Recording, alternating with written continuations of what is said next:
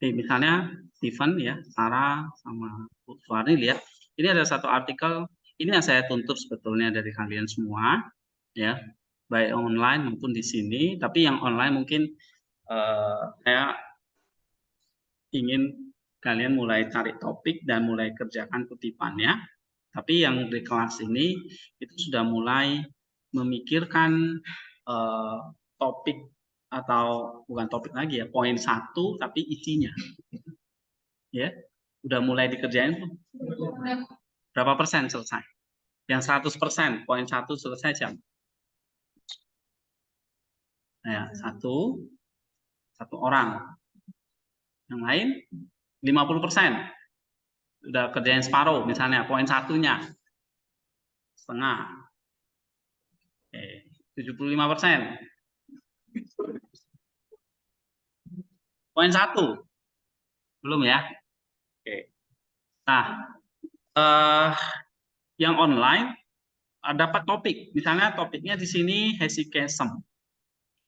Hesychasm itu maksudnya keheningan lah ya. Nah, saya tulisnya pakai hesychasm ini. Ya, ini karena judul ya boleh aja sih ya, supaya lebih menarik. Ya. Nah, terus misalnya kalau kita kan nanti topiknya konsep, ya kita semua pakai konsep aja atau pemikiran bapak-bapak filokalia. Nah, kalau kalian misalnya pemikiran Saint Maximus tentang nih topiknya di sini hesychasm. Lalu ada titik 2, ada satu kalimat ya atau satu phrase, boleh kalimat, boleh frase yang mencakup poin-poinnya. Misal kalau poinnya ada 3, berarti mencakup 3 poin ini. Hesychasm itu adalah apa? Pembaruan batin menuju ini prosesnya, seperti apa hasilnya, tujuannya, ya kan? Kesempurnaan seperti Kristus. Nah, kamu juga begitu nanti. Kan saya bilang kasih misalnya atau iman. Iman itu apa? Ada satu kata kunci di sini atau frase. Oke? Nah, misalnya tadi mengatakan iman itu satu divine knowledge, ya. Nah, kamu tulis di sini iman itu pengetahuan ilahi misalnya. Oke? Nah, atau kamu misalnya konsep tentang kasih. Kasih itu apa? Oh, kasih itu adalah divine virtue. Nah, misalnya kebajikan ilahi. Kasih di situ. Nah, kalau saya hesychasm ini adalah pembaruan batin misalnya. Ini apa? Menjawab topik poin 1A apa? Yang kedua kan saya usulkan sama kalian tuh pakai selain apa, bagaimana mencapainya, ya kan? Atau prosesnya seperti apa. Nah, ternyata bagaimana di sini adalah suatu proses menuju satu kesempurnaan. Ya. Seperti apa? Seperti Kristus. Jadi kamu lihat di sini ini sudah mencakup seluruh poinnya. Nah, kamu harus bisa membuat nanti sebuah judul. Ini adalah klaim atau tesisnya. Ya. Nah, gitu. Misalnya nanti si Sarah ya, misalnya dia tentang penderitaan. Ya. Nah, penderitaan itu misalnya di sini katakanlah satu ujian atas ketekunan. Oke? Atau 1-2 dari pengharapan. Nah, ketekunan itu apa sebetulnya? Misalnya 1-2 dari pengharapan. Ya. Atau penderitaan itu satu proses kesempurnaan spiritual. Ya kan? Nah, bisa macam-macam kan, tergantung konsep pemikiran siapa. Dan tergantung kalian bacanya seperti apa. Ya, dari siapa, terus bagaimana meresponinya. Nah, itu penting. Nah, kalau saya baca hesychasm, ini klaim saya, pembaruan batin. Oke? Klaim saya. klaim itu berarti tesis. Klaim itu berarti kalian mengajukan satu argumen yang bisa kalian buktikan, yang harus bisa dibuktikan, ya. Nah, ini misalnya pembaruan batin.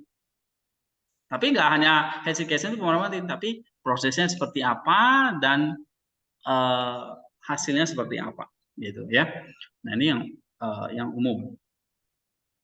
Nah, nanti kalian bisa baca di sini. Nah, ini cara bikin abstraknya, kemudian pendahuluannya. Nah, kamu lihat di sini ada poin-poinnya, ya. Pertama, apa definisi dulu, kemudian baru poin 1, keperjagaan batin, ya. Kemudian ini adalah ibu dari kebajikan. Untuk mencapai kesempurnaan itu harus ada kebajikan dan penyucian dari hawa nafsu. Nah, itu kesempurnaan. Jadi kesempurnaan pembaruan menuju kesempurnaan itu ada penyucian dari hawa nafsu, kemudian ada kebajikan yang dilakukan, dan mencapai bagaimana mencapainya, ya. Nah, nus di dalam hati, sehingga di sini untuk menjadi serupa dengan Kristus. Nah, ini kira-kira contohnya. Oke, ini baru kesimpulan. Nah, berarti minggu ini, nah yang untuk kayak Bu Suwarni dan Steven ya, Sarah udah tahu ya, udah pernah bikin kan. Nah, ini harus kumpulin kutipan-kutipannya seperti ini, Bu. Misalnya contohnya ya, kutipan ini, oke, ini kutipannya, kemudian nanti di sini dikomentari, ya. Nah, kemudian ini ada kutipan, terus dikomentari, atau dikutip dulu, interaksi dengan teks lain, ya, dengan tokoh lain, nanti dikasih komentar. Ya, nah misalnya ini, nah, terus kasih komentar. Nah, begitu ya. Cari kutipan-kutipan yang relevan dengan topik. Bisa paham ya? Kemudian di sini misalnya ada Talasios yang ngomong apa ini kutipannya. Kemudian di sini ada komentarnya. Kayak gitu. Nah, kalian misalnya ini poin 1. Kan kalian sudah bikin ini kan? Kutipannya, terus ada komentarnya kan? Nah, tinggal kalian bikin kalimat intinya dulu di sini. Gitu. Ya, jadi pertama bikin kalimatnya, bikin paragrafnya, buat kalimat intinya dari kalian sebetulnya sudah tahu kutipannya itu isinya apa, ya kan? Tinggal kalian buat kalimat intinya dulu, jangan langsung kutipan. Lalu habis itu kutipan, habis itu komentar. Nah, ini yang harus selesai poin 1, karena minggu depan udah masuk poin 2. Jadi kalau minggu ini belum selesai poin 1, minggu depan dikejar lagi poin 2 gitu. Ya, atau misalnya diselesaikan ya. Tapi saya mau misalnya disiplin minggu ini, ya seberapa dapat dikumpulin. Ada progres ya, walaupun masih 30%, 50% dari selesai ya. Nah, tapi minggu-minggu depan bisa ditambah lagi sampai nanti bisa selesai semua. Oke, jadi minggu 11, 12, 13 itu pembahasan loh, 3 minggu. Ya kan? Lalu minggu 14 itu kalian kerjakan apa? Kesimpulannya, metodenya, pendahuluannya kan. Nah, 15 mungkin tinggal finishing.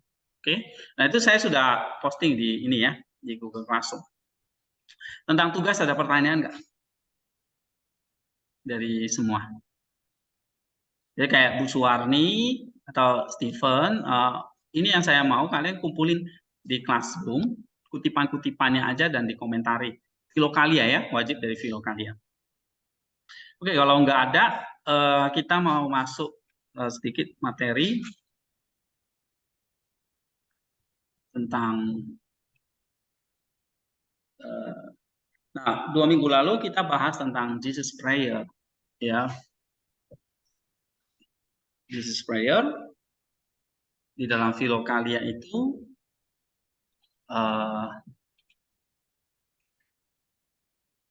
menjelaskan bahwa apa? Adalah satu doa yang bagaimana?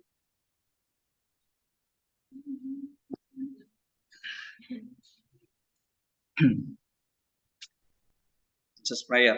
Doa yang seperti apa? Ada 3 poin utama kan? Pertama itu sebagai weapon, senjata, ya kan? Senjata untuk hawa nafsu. Yang kedua, cara penyatuan dengan Kristus. Yang ketiga, sarananya dan penyatuannya. Satu lagi apa poinnya? Satu lagi apa?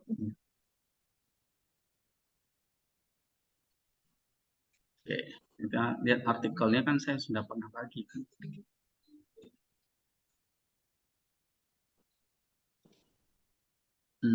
Ini ya. Sebentar dibuka dulu ya.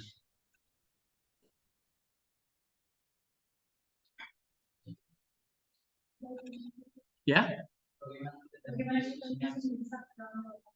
Iya, itu. Biasanya Jesus Prayer itu membuat kita bukan lagi berdoa, tapi jadi satu dalam doa. Jadi pendoa itu sendiri.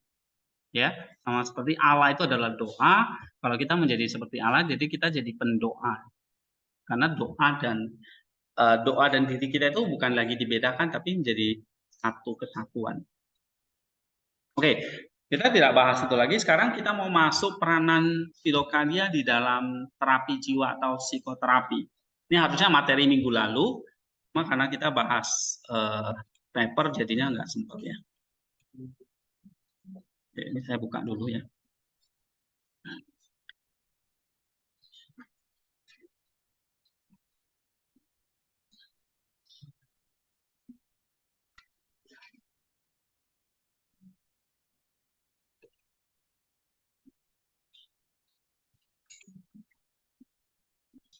Nah, tentang sambil nunggu bukunya nih, tentang filokalia. Jadi waktu kalian ngerjakan paper ini, bagaimana ini juga filokalia ini sebetulnya bukan sekedar studi akademis, tapi ini adalah satu terapi atau satu metode kita menjalani yang namanya tadi ya weapons ya, satu senjata untuk melawan nafsu, kemudian menyucikan hati, ya, bagaimana kita jadi pendoa, dan itu yang diajarkan di filokalia sebetulnya. Gitu. Nah, sehingga filokalia ini bukan hanya sebagai apa ya? Ini sebetulnya bukan sebagai hanya satu studi secara akademis, tapi ini satu studi spiritual yang kita bisa kerjakan melalui spiritual reading. Nah, saya pernah posting ya kan, spiritual reading itu adalah satu apa? Satu latihan rohani juga, ya. Seperti kalian baca filokalia ini satu latihan rohani sebetulnya, ya. Sama kayak kita baca Alkitab atau sama seperti kita mendengar firman Tuhan. Di filokalia ini juga coba pelan-pelan dibaca untuk satu penyembuhan buat kita. Ya. Sehingga kalian waktu baca itu apa yang bisa kalian spiritual knowledge apa yang kalian dapat. Makanya saya menyuruh kalian tuh harus bisa bikin komentar. Gitu. Ya, karena komentar itu adalah pemahaman atau mungkin lebih tinggi ya, pemahaman, knowledge dan pemahaman yang secara kalau kita dapat itu bisa menjadi sebuah psikoterapi buat kita. Nah, ini kita mau lihat dari artikel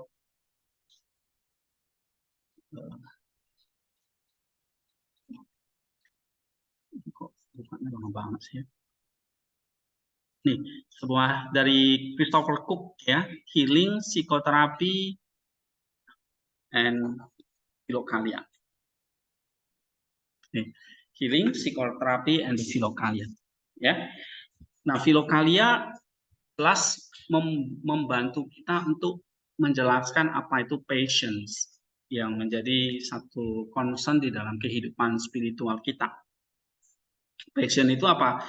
Jadi kalau kalian belajar di paper, di filokalia, passion itu adalah hawa nafsu yang muncul karena pikiran-pikiran jahat.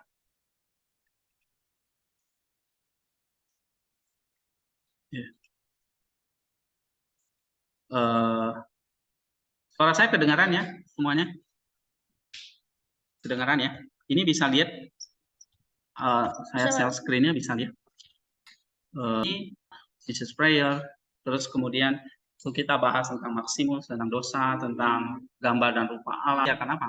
Karena salah satu menolong kita ya mengenali kehidupan spiritual kita. Sehingga apa yang ditulis di situ ya, saya kalian bahas topik apapun di situ, itu kan yang berkaitan dengan spiritual life kan, benar nggak? Apa yang bakal spiritual life, self control, ya kan? Apalagi topiknya? Hesychasm, love, ya kan? Kasih. Kemudian, humility, ya. Nah itu semua dibedah di dalam Filokalia, oke?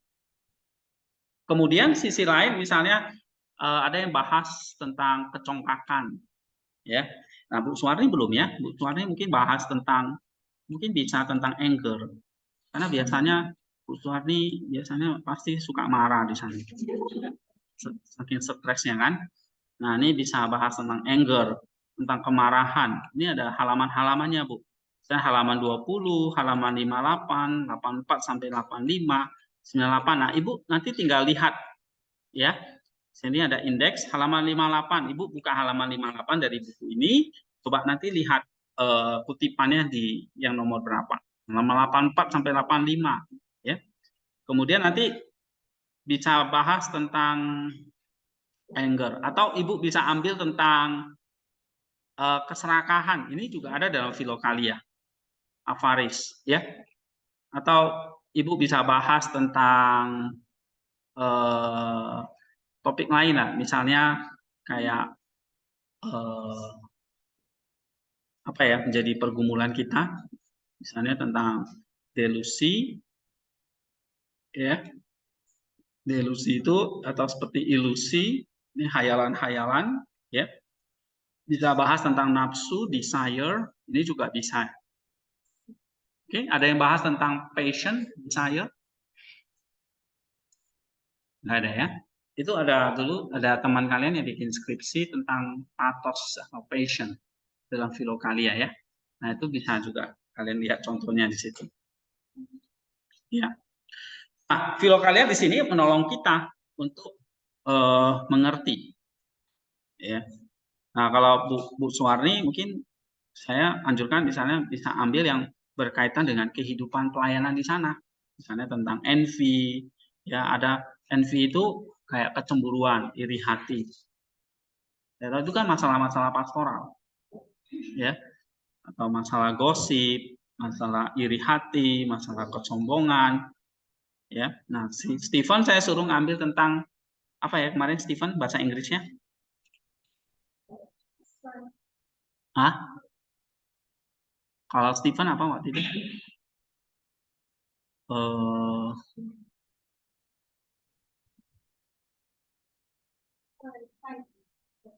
Apa? Pride, iya, kesombongan ya. Ini.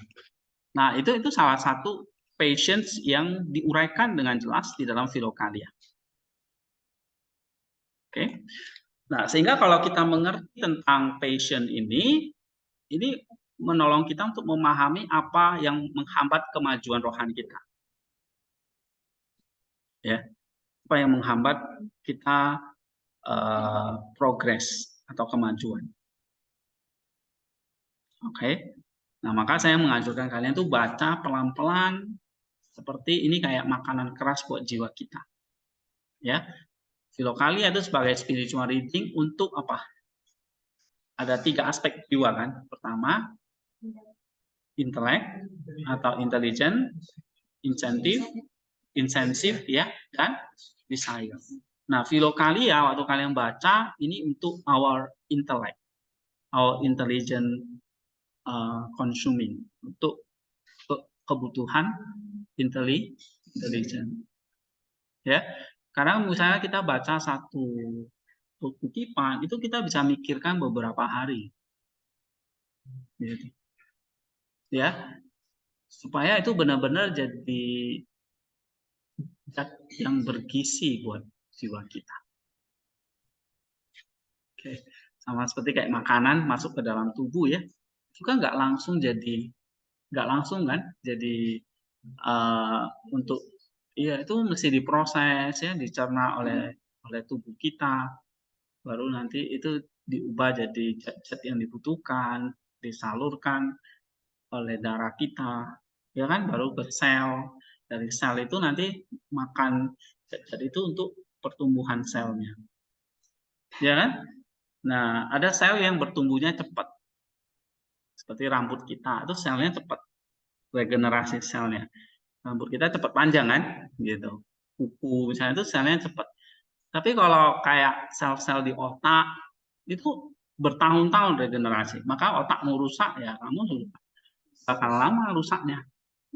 Gitu. Maka otak ini jangan sampai jatuh atau kamu kebentur ya. Karena regenerasinya lama. Beda kayak lubang hidungmu atau rambutmu ya kan. Itu cepat.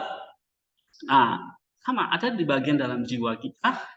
Kita bisa sebut itu sebagai sel-sel yang kadang-kadang itu cepat sekali kita menyadari dosa kita. Ya. Tapi ada yang kadang-kadang itu regenerasinya lama. Nah, itu mungkin perlu dihajar lebih jauh, baru kita mau bertobat.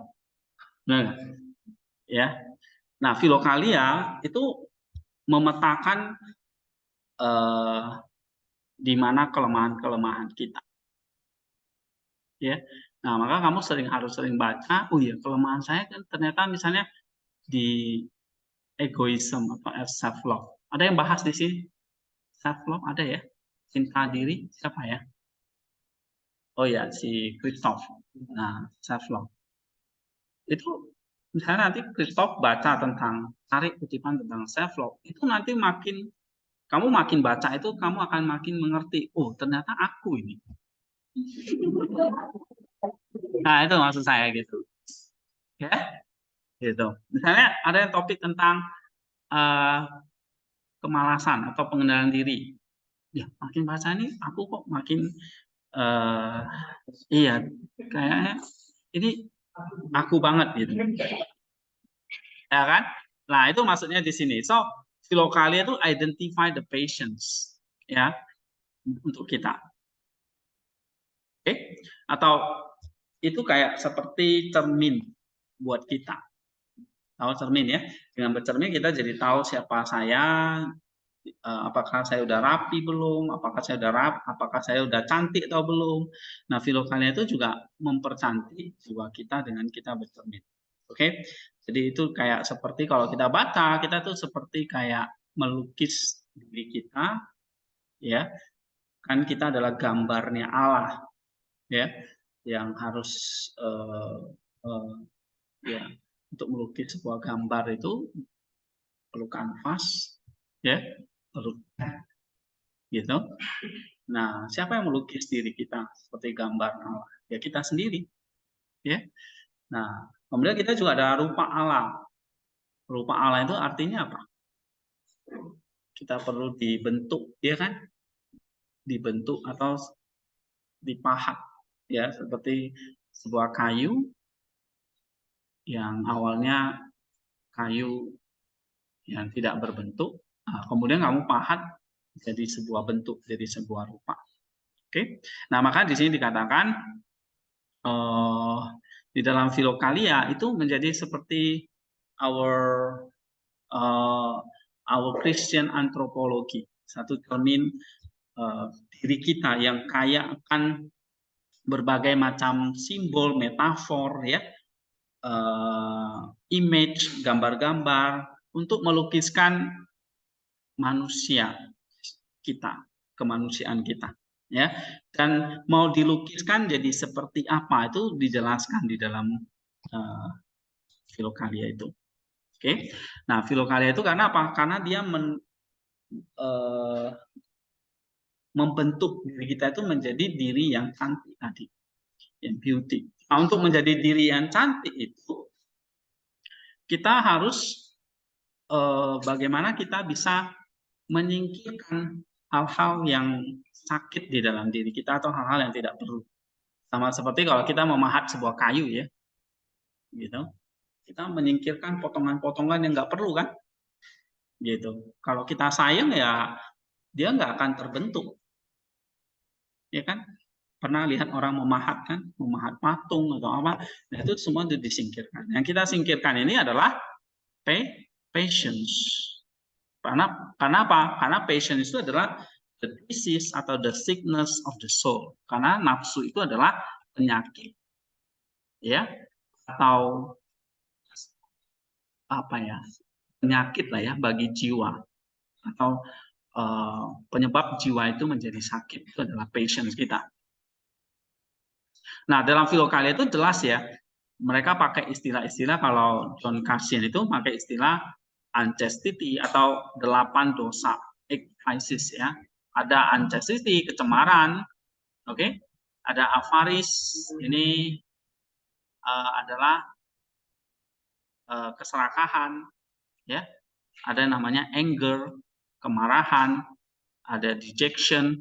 Dejection itu berarti penolakan ya, atau kita mengalami satu yang namanya keterpurukan gitu. Kemudian listlessness, ini juga penyakit yang ngeri ya. Listlessness itu kayak ketidakbergairahan ya, tidak miliki semangat ya, loyo orang bilang. Nah, itu listlessness. Ya, ini sebagai penyakit jiwa. Ya, ada unchastity, avaris, anger, dejection, listlessness. Ini dari John Cassian. Nellos mengatakan passion itu adalah the disease of the soul, penyakit bagi jiwa. Ya, kalau John Cassian mengatakan passion itu apa? Passion itu ya tadi unchastity, avaris, anger, dejection, listlessness. Oke.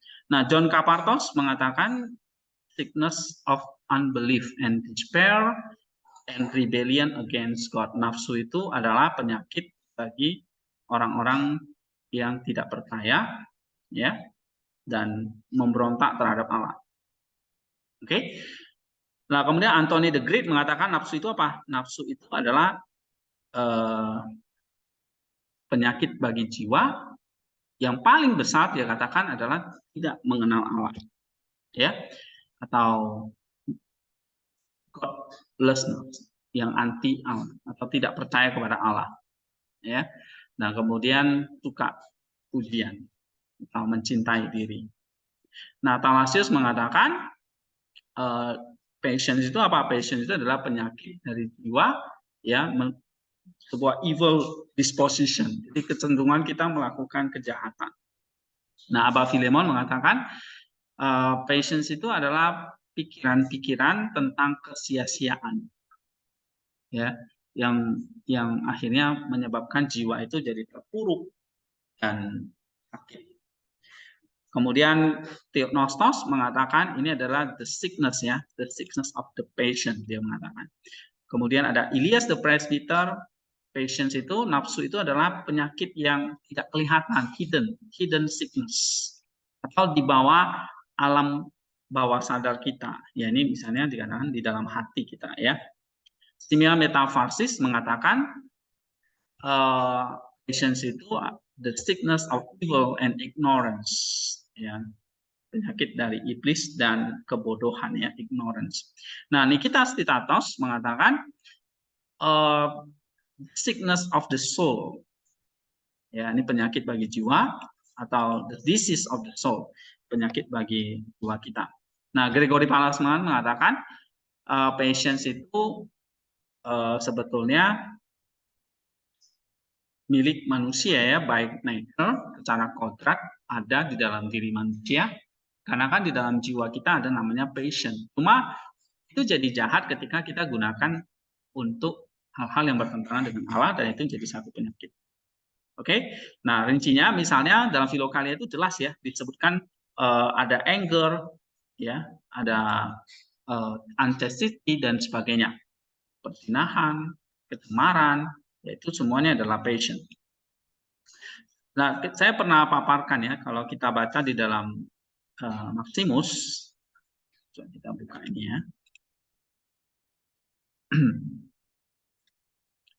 Di dalam Maximus dikatakan patience itu mulai ada yang masuk yang namanya adalah godaan. Ya. Lalu godaan itu akan muncul jadi pikiran. Ya. Nah, pikiran-pikiran itu naik akan menjadi hawa nafsu. Hawa nafsu itu kalau dibuahi jadi nafsu jahat. Nafsu jahat itu kalau dibuahi jadi perbuatan. Nah, godaan itu bisa mulai datang dari mana? Ketika manusia itu mulai yang namanya serakah. Serakah. Serakah itu berarti selalu ada. Itu kayak avaris. Ini di 400 Texts on Love.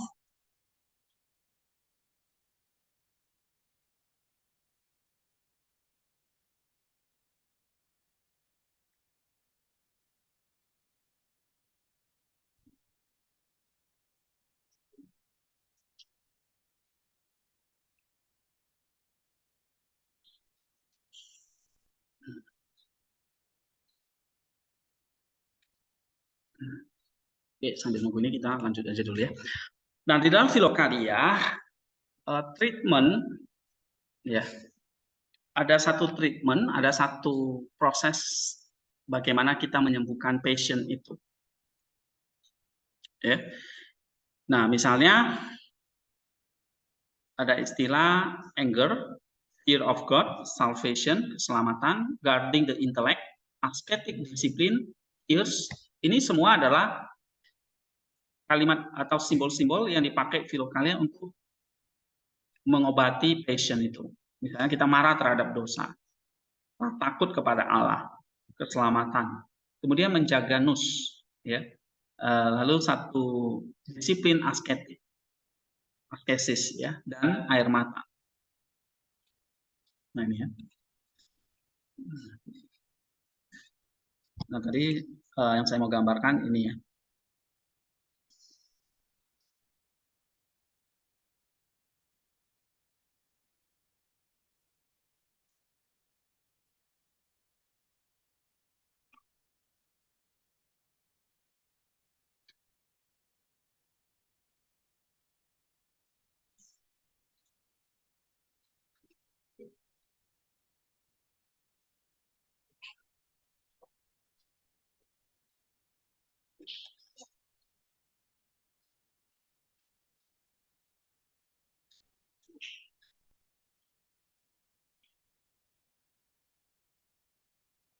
Oke, saya lupa di mana ini ya.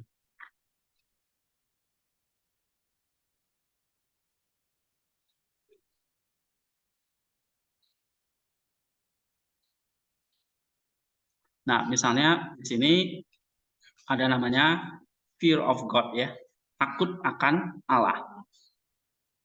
Nah, ini menjadi sebuah efektif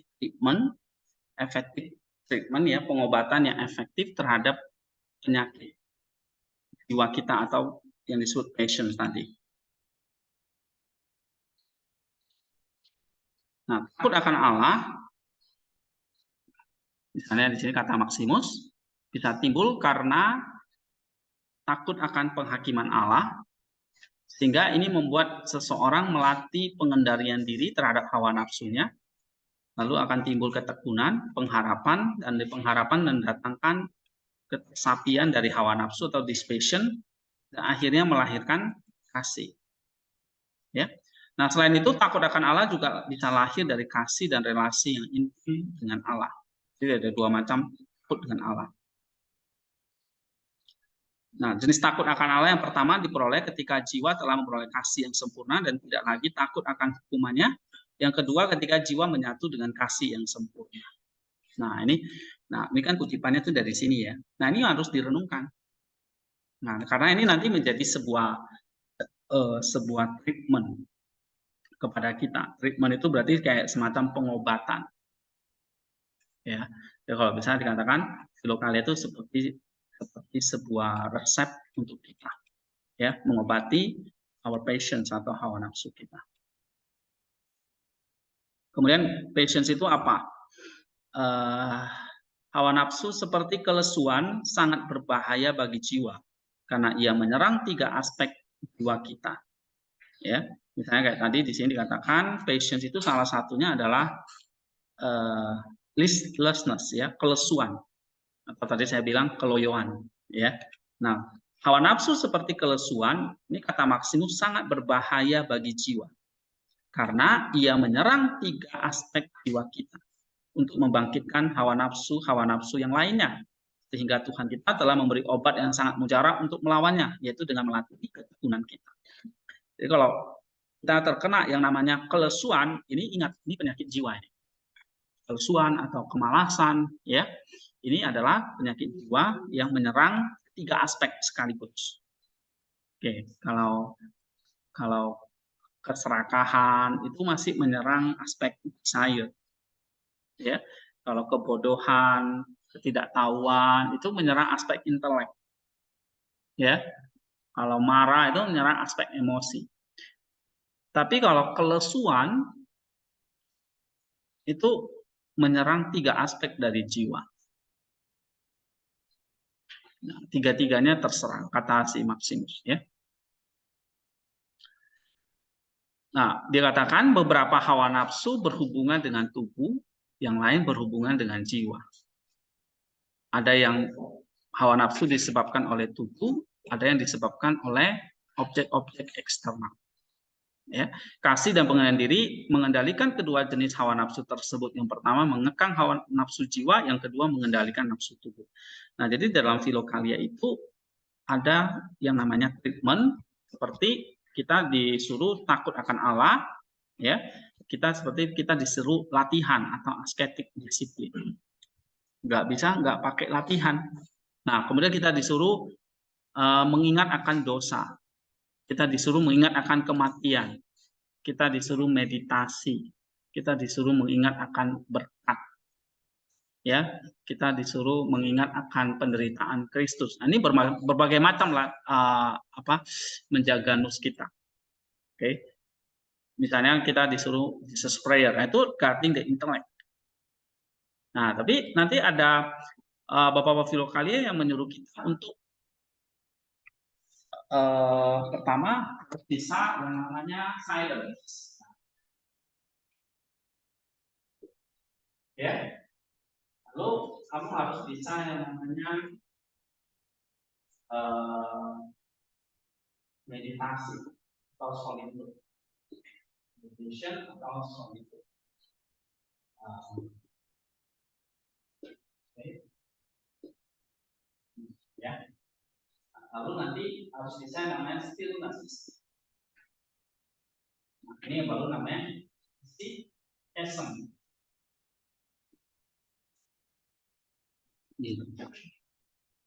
Ya. Pertama kita disuruh pertama tuh ini terbaru ini solitude dulu ya.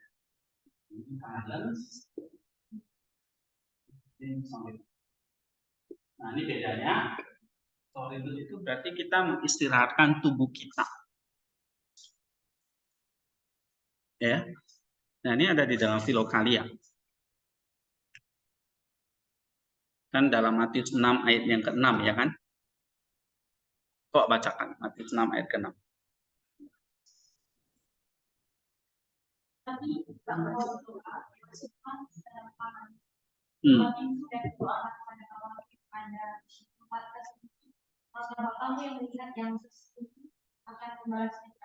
Iya.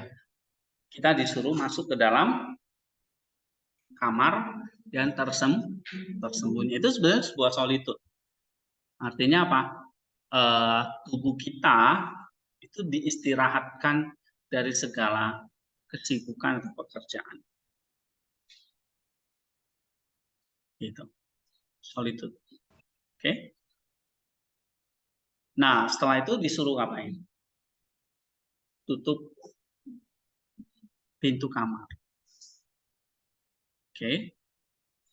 Nah, setelah tubuhmu udah dikhususkan, kemudian kita tidak lagi mendengar suara-suara dari luar, ya.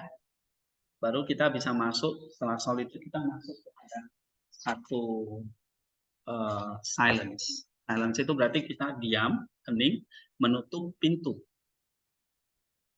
Nah, menutup pintu di sini ada simbol lagi, bukan sekedar simbol kita menutup pintu, tapi ini pintu hati kita, ya. Oke, nah itu namanya disebut sebagai silence. Nah, di sini dikatakan kita baru bisa masuk yang namanya meditation, prayer. Nah, ini sebuah latihan lagi, ya. Nah, kemudian setelah meditation atau silence, baru kita masuk ke namanya stillness. Stillness itu berarti benar-benar intelek kita ini ya, itu terfokus kepada Allah. Ya, bagaimana menghadirkan Allah di dalam hati kita. Nah, itu baru bisa yang disebut prayer. Ya. So, kita di sini lihat Matius 6 ayat 6.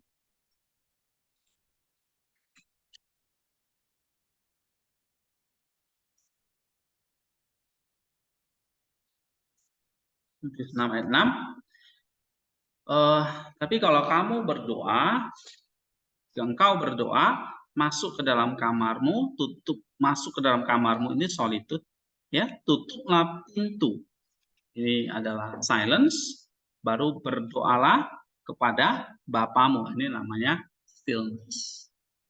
Jadi satu doa itu berarti satu proses kita melakukan ketiga hal itu. Solitude, silence, dan stillness. Itu baru doa namanya. Ya. Nah, itu semua ada di dalam Filokalia.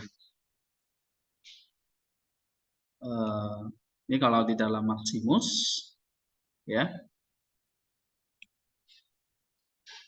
Nih, the intellect, once totally free from passion, proceeds undistracted to the contemplations of created beings, making its way toward knowledge of the Holy Trinity.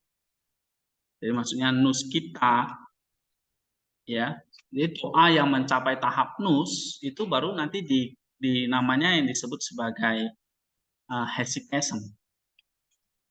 Waktu kamu di sini sudah doa belum? Jadi mungkin apa? Kita lebih dalam. Ini namanya doa intelek. Nah, intelek itu mulai mengumpulkan ini, mengumpulkan kekuatan di sini. Karena tubuh sudah solid ini. Oke, di sini sudah terbentuk pintu kan? Sama di sini tertutup. Artinya apa? Jadi kita sudah mulai mengumpulkan kekuatan. Ya, mulai kita bisa fokus mengingat. Tergantung kamu doanya, misalnya kalau Yesus prayer, kamu mengingat tentang penderitaan Yesus dan sebagainya. Baru nanti di sini doa batin. Nah, di sini baru bisa mencapai namanya doa batin. Oke, nah di sini di dalam doa batin ini baru nus bisa mencapai yang namanya sini. Kalau di sini masih banyak gangguan, ya. Di sini masih banyak gangguan. Di sini juga. Nah, kalau di sini itu memang kita sudah jadi kayak pendoa. Nah, nus yang mencapai kesucian baru dia bisa membuka jalan menuju kepada Allah. Ya, dan nus yang mencapai kesucian atau kekudusan itu akan masuk ke dalam kontemplasi atau ke dalam doa pada Allah. Nah, baru kita benar-benar bisa berdoa di sini. Nah, nus yang suci itu kenapa kita berdoa kontemplasi atau hesychasm? Nah, dari sini baru nus itu bisa mengubah gambaran-gambaran konseptual yang masuk dari indera menjadi hal-hal yang spiritual. Ya. Kalau kita bisa masuk sampai doa di sini,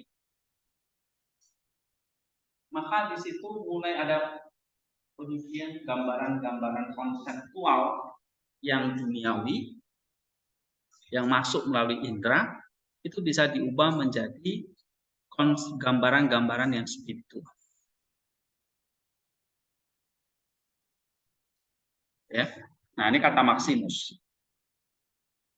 Ketika selama doa tidak ada gambaran konseptual dari sesuatu yang duniawi yang dapat mengganggu nus kita, maka kita sudah berada dalam kesucian dari hawa nafsu. Artinya kalau nusmu suci di sini, kamu mencapai namanya dispassion. Dispassion itu artinya apa? Setiap nafsu yang masuk, godaan yang masuk, itu sudah bisa mengubah jadi suci. Gitu. Ya. Jadi doa itu memang seperti filter air, ya. Air yang kotor disaring menjadi air yang bersih. Itu sama.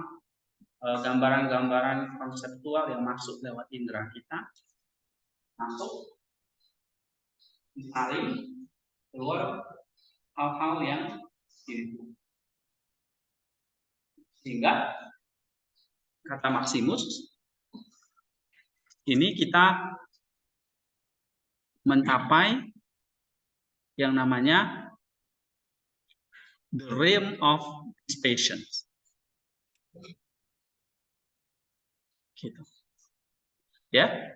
Sehingga begitu nus kita dalam kondisi yang sehat atau kondisi yang suci, gambaran yang masuk itu akan tenang dan bebas dari hawa nafsu. Nah, ini yang kita mencapai dispassion. Siapa yang bahas tentang dispassion? Siapa dia? Nah, pasrah. Jadi pasrah, misalnya kalau bahas tentang dispassion, ya kehidupan ini mesti diambil. Dispassion itu kayak tadi saya katakan, seperti kita punya kekuatan penyaring. Ya, kekuatan penyaring, menyaring apa yang masuk itu menjadi keluar menjadi apa yang bersih. Nah, kamu perhatikan di sini, ini semua dijelaskan di dalam Filokalia. Ya. Jadi kalau kita menyembuhkan nus atau jiwa kita melalui meditation, prayer, compassion of God, pain and suffering, penderitaan, ya, patience of Christ, tentang penderitaan Kristus, wisdom, reproof. Nah, ini semua adalah sarana untuk menyembuhkan our patients. Ya. Nah, specific remedy for the specific patients include almsgiving for the healing of the soul insensitive power. Nah, kata Filokalia, waktu kita sudah bisa mencapai yang namanya meditation and prayer, ya, meditation and prayer di sini, doa batin ini, oke. Nah, baru kita diajak untuk menekan nafsu. Oke. Nah, kalau di sini peperangannya memang di dalam batin kita. Doa itu peperangannya in our soul. Jiwa kita. Oke. Nah, begitu kamu bisa sampai ke level musuh ini sudah punya dispassion untuk mengatasi. Caranya gimana? Nah, misalnya di sini Filokalia mengatakan kamu bisa mulai belajar bersedekah. Ya. Belajar memberi. Untuk menyembuhkan apa? Menyembuhkan ini insensitive power. Ya, insensitive power of the soul. Oke. Nah, kamu mulai menyembuhkan, mulai memaksakan dirimu untuk membaca spiritual knowledge. Ini untuk menyembuhkan apa? Mental dejection. Ya, ada kayak semacam mental dejection itu berarti kayak semacam penolakan mental, penolakan jiwa, ya, merasa tidak layak dan sebagainya. Nah, kamu baca spiritual knowledge. Lalu humility, kerendahan hati. Ini untuk menyembuhkan kesombongan, kecemburuan, ya, dan penipuan diri, self conceit. Oke, solitude untuk conceit and vanity. Nah, ini berbagai macam healing, ya, penyembuhan. Nanti waktu kamu bisa sampai di sini, itu nanti akan memberitahu kamu bagaimana mengatasi nafsu tubuh tadi, ya, tubuh yang nah ini setiap orang berbagai macam ya pergumulannya. Ada yang karena envy, ya, ada yang karena dejection. Dejection ini bahaya ya. Misalnya pikirannya akan selalu merasa ditolak oleh Allah, nggak layak, ya, dan akhirnya lama-lama bisa tidak percaya kepada Allah. Nah, itu dejection, ya. Atau ada yang mengalami yang namanya tadi di sini restlessness, ya, gitu, kelesuan, gitu. Nah, kalau dengan kita, kalau di dalam Filokalia mengatakan ini harus disembuhkan, ini satu penyakit. Bagaimana caranya? Ya, dengan treatment of the soul. Karena nanti akan dibedakan ini, soul mana yang sakit, jiwa kita mana yang sakit. Gitu. Jadi kalau misalnya kita sakit pada bagian desire, biasanya itu kan kayak keserakahan, ya, penyakit akan makanan. Ya. Nah, itu disembuhkan bagaimana? Kita disuruh untuk almsgiving, bersedekah misalnya gitu. Tapi kita belum bisa melakukan itu kalau ini belum diatasi. Kenapa? Karena waktu nanti kita misalnya di sini ya, kita mau bersedekah, pasti sekali lagi ini akan masuk ini satu gambaran konseptual, ya, akan muncul ke dalam diri kita. Oh ya, kalau saya diajak untuk bersedekah memberi, langsung kita akan mikirkan berbagai macam gambaran konsep. Ngapain saya beri sama dia? Misalnya, kan misalnya dia belum tentu butuh, misalnya. Jadi gambaran konseptual muncul, ya, misalnya. Atau kita berpikiran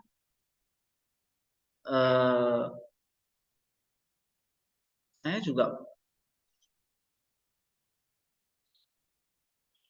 misalnya apa? Saya juga butuh misalnya gitu. Nah, akhirnya kalau kita mau bersedekah kan muncul banyak kata masing muncul gambaran konseptual, ya kan? Nah, itu kan muncul dari apa yang kita lihat, apa yang kita pikir dari indera kita. Lalu ini akan masuk ke mana? Akan masuk ke bagian jiwa kita. Nah, kalau jiwa kita tidak ada yang namanya kekuatan seperti ini, maka yang keluar ya gambaran konseptual. Ngerti kan? Gitu. Tapi kalau jiwa kita punya rapihan seperti ini, gambaran konseptual yang masuk itu akan disanding menjadi gambaran yang spiritual. Nah, gambaran spiritual itu yang keluar itu maka kita jadinya mengerti.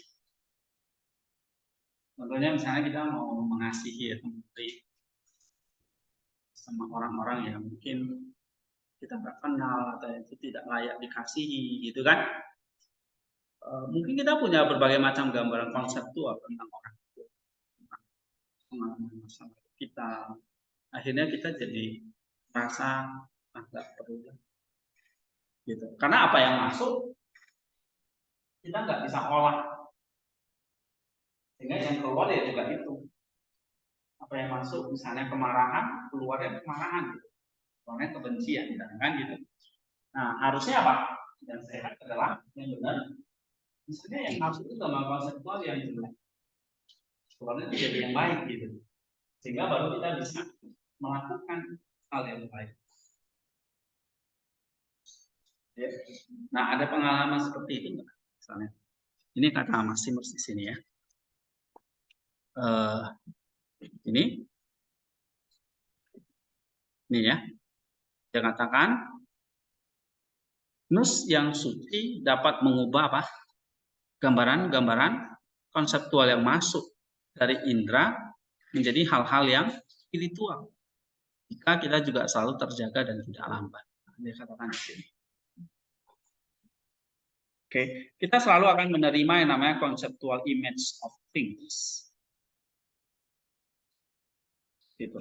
Nah, kalau kita lihat uang, itu gambaran konseptual yang masuk. Kalau kita nggak mengubah, kalau kita tidak mengubah jadi gambaran yang ilahi, itu jadi timbulnya yang namanya keserakahan, pencurian, hal-hal yang lain, ya, gitu. Misalnya kita lihat barang teman, gitu, ya, atau nggak usah jauh-jauh lah, misalnya kita suka kali, misalnya iri ya dengan teman, oh, teman ini misalnya dapat berkatnya lebih banyak dari aku, misalnya gitu. Nah, kita akan masuk ke dalam hati kita akan lihat ini satu gambaran konseptual yang menguji kita nih. Nah, kalau kamu tidak ada prayer yang di sini, kan keluar apa? Jadi, ya, kamu akan lihat uang yang keluar jadi sesuatu. Kamu lihat perempuan cantik yang keluar jadi seksual, gitu. Ya, kamu lihat apa lagi misalnya macam-macam di sini gambar konseptual. Oke, kamu lihat musuh di sini yang keluar perbuatan-perbuatan jahat. In filokalia, di dalam filokalia ini kita mengalami yang namanya the healing of the human condition. Oke, the healing of the human condition. Ada penyembuhan kondisi manusia. Ya. Ada yang gambar konsep kalimat itu ketakutan. Aduh, ini kalau saya berbuat begini, nanti saya jadi begini, takut. Apa yang dilakukan semua jadi takut. Ya, kadang-kadang sampai takutnya ada orang yang mengetuk pintu, dia udah ketakutan dulu. Gitu. Ya, itu yang kita sebut sebagai depression atau restlessness, ya, kegelisahan, kekhawatiran yang berlebihan. Ya. Ada yang dengar polisi lewat dari rumahnya, itu udah ketakutan. Pikirannya dia akan ditangkap atau dibunuh, gitu. Ya, nah itu restlessness, itu semua ada. Nah itu kan kenapa kok kita jadi takut, gelisah, dan segala macam marah dan sebagainya? Itu timbul dari dalam jiwa, dari dalam jiwa. Nah dalam jiwa ini kita yang harus disembuhkan, kayak gitu. Ya. Nah ini yang fungsi pelajaran filokalia ini adalah untuk healing. Gitu. Ya. Ada satu buku yang memang disebut sebagai psikoterapi jiwa dan khusus filokalia. Ya, ada satu buku yang saya udah pernah nulis ya, judul bukunya itu Terapi Jiwa, pernah bahas bukunya itu, atau pernah lihat bukunya, nanti kalian bisa baca ya di sini. Ini diambil dari Filokalia.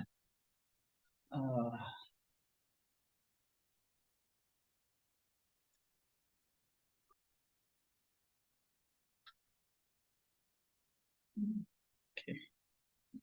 Ini terapi jiwa, Barbarinus. Nah, ini semua dari Filokalia. Ya.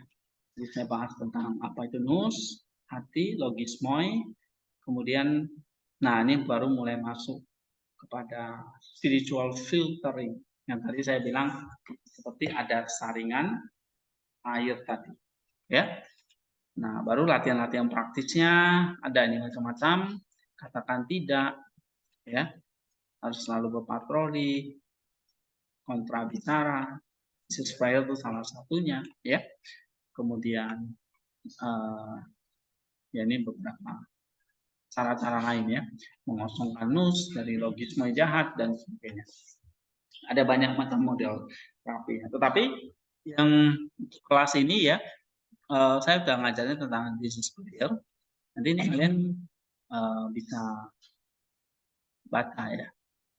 Nah, kembali lagi intinya adalah di dalam segala penyembuhan itu adalah intinya penyembuhan kepada jiwa kita dengan berbagai macam cara tadi. Ya, yang saya pakai di sini memang menonjolnya itu adalah guarding the intellect. Tapi nanti guarding the intellect atau memperbarui nus itu ada berbagai macam metode. Misalnya salah satu latihan, kalau kalian baca ini, kita disuruh untuk mengingat akan ini our death, kematian kita, ya, remembers our death. Oke. Atau kalau enggak, kita disuruh untuk ini anti-resist. Anti-resist itu artinya apa yang masuk negatif kita harus keluarkan jadi yang positif. Nah, ini bukan positive thinking ya, tapi kita tahu bahwa apa yang masuk itu sebenarnya gambaran konseptual. Jadi kita harus masuk ke dalam spiritual. Tapi bagaimana kita bisa dapat spiritual filtering ya? Bagaimana Pak? Saya punya filternya gitu. Sementara kalau filternya udah kotor gitu, ya, kita punya saringan air kan di belakang itu. Nah, kalau kamu nggak ganti filternya, lama-lama hitam kan? Air yang keluar itu juga air yang kotor, gitu. Nah, filternya gimana? Spiritual filteringnya? Ya tadi, kita langkah itu tadi. Kalau itu silent, stillness. Nah, ini spiritual filtering. Oke.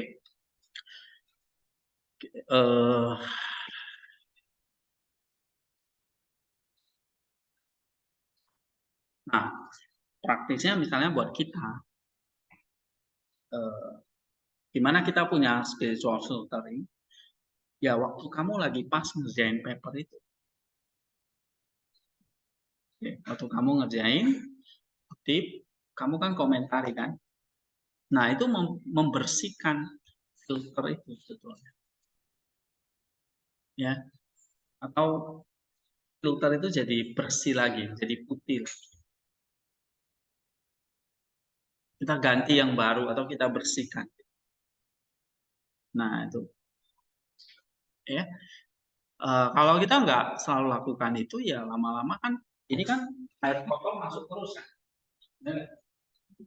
Ini air kotor masuk terus ini. Yang namanya indera kita akan dapat gambaran-gambaran konseptual, ya, image. Ini konseptual image. Image itu ya bisa dari yang sudah ada di dalam diri kita, ya, bahkan dari godaan dari iblis, dari macam-macam apa yang kita lihat, itu semua image namanya. Masuk, itu air yang kotor itu, tiap hari masuk. Oke. Nah, makanya kan ada pengaruh internet, pengaruh apa lagi? Globalisasi inilah, ya. Macam-macam itu adalah masuk. Nah, setiap hari masuk yang kotor, kalau nggak ada filternya, ya keluar pasti kotor.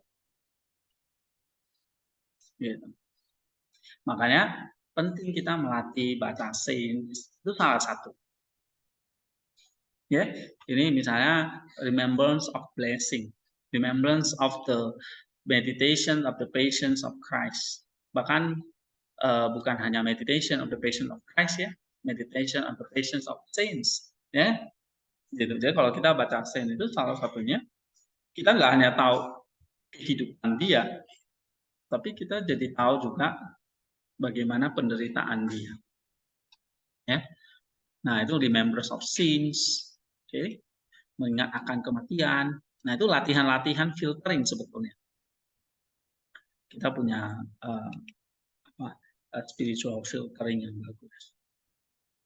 Ini udah pada punya belum bukunya ini? Spiritual filtering. Ya, jiwa kita terkontaminasi, gimana lahirnya dosa, lalu ini saya jelasin lahirnya dosa seperti apa, terus bagaimana kita sekarang punya filtering, ya, punya filtering. Nah, ini ada penyaringan spiritual namanya. Oke, nah penyaringan spiritual itu intinya tadi ada kewaspadaan, nepsis, apa? Nah, ini semua namanya menjaga kewaspadaan kita, ya. Mulai dari solitude, stillness. Nah, ini kita guide di tempat ini. Nanti di buku ini istilahnya next. Ya. Ini harusnya yang belajar dari spiritual formation. Kalian belajar spiritual formation semua ya. Nah, ini sudah sangat familiar. Nah, pertanyaannya adalah seberapa tekun kita melakukannya, ya kan? Itu jadinya. Karena sekali lagi iman, pengharapan baru menghasilkan kasih, gitu.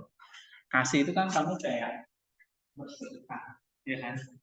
Tapi untuk bisa bersedekah, kamu harus punya iman, pengharapan. Nah, bicara tentang iman itu bukan soal aku beriman, aku sudah belajar matematika, berarti aku beriman.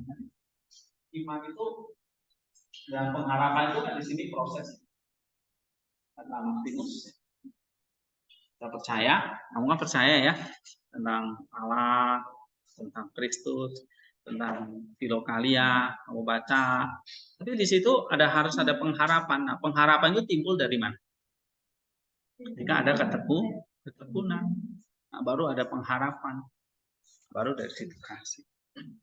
Ya, iman, pengharapan dan kasih itu bisa terus berjalan ya kalau kita menyingkirkan tadi, memfilter semua hal-hal yang jahat. Oke, sampai di sini kita break dulu ya. Ada pertanyaan nggak? Kalau nggak ada, kita break 5-10 menit. Nah, di situ kita masuk, kita mau bahas tentang eskatologi sebentar ya. Oke.